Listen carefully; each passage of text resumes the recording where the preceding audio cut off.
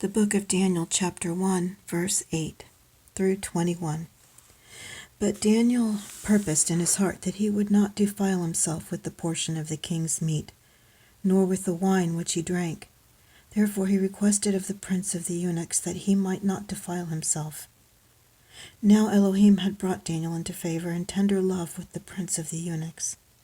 And the prince of the eunuchs said unto Daniel, I fear my lord the king, who hath appointed your meat and your drink. For why should he see your faces worse liking than the children which are of your sort? Then shall ye make me endanger my head to the king. Then said Daniel to Melzar, whom the prince of the eunuchs had set over Daniel, Hananiah, Mishael, and Azariah, Prove thy servants, I beseech thee, 10 days, and let them give us pulse to eat and water to drink. Then let our countenances be looked upon before thee, and the countenance of the children that eat of the portion of the king's meat. And as thou seest, deal with thy servants. So he consented to them in this matter, and proved them 10 days. And at the end of 10 days their countenances appeared fairer and fatter in flesh than all the children which did eat the portion of the king's meat.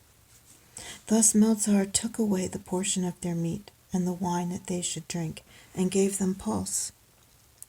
As for these 4 children, God gave them knowledge and skill in all learning and wisdom, and Daniel had understanding in all visions and dreams. Now at the end of the days that the king had said he should bring them in, then the prince of the eunuchs brought them in before Nebuchadnezzar, and the king communed with them, and among them all was found none like Daniel, Hananiah, Mishael, and Azariah. Therefore stood they before the king. And in all matters of wisdom and understanding that the king inquired of them, he found them 10 times better than all the magicians and astrologers that were in all his realm. And Daniel continued even unto the 1st year of King Cyrus. Abba, Father in heaven, we ask you this night to be with us and strengthen us in our flesh, Father, and in our spirit, Father, that we can resist the temptations of foods that are brought before idols, and foods that are poisoned and tainted by satanic curses, incantations, and spells, hexes, and vexes. We ask you, Father, to be smart enough to have the wisdom and the knowledge to restrict our children from imbibing in things which would harm them, and from bringing things into our homes which would bring unwanted spiritual guests and poisons for our spirits and our bodies as well. I come to you, Father, this night, and I ask you on behalf of all your children that you would please hear my prayer and offer your protection unto all the children this evening who are going to be strayed away under the influences of the satanic realm through what they put in their mouths. It is difficult enough, Father, to always be mindful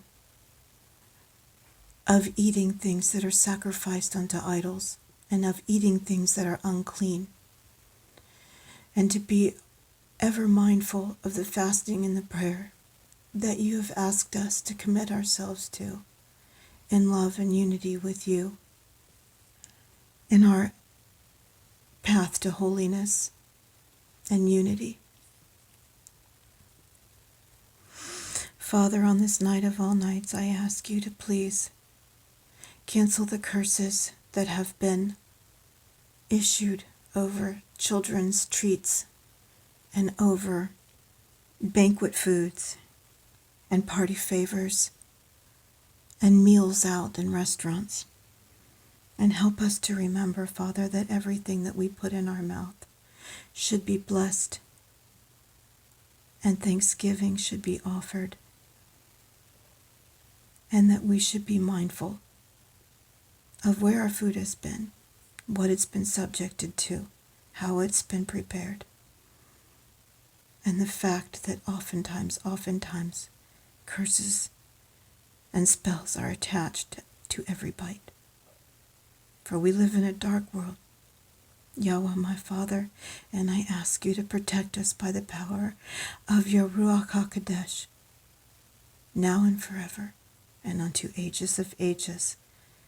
I lift the children up to you tonight, Father, and I ask you to break every curse over every bite that our children and your children's children take. In Jesus' mighty name, in the mighty name of Yeshua, Yehoshua, Jesus Christos, our Messiah and our soon-coming King. Amen.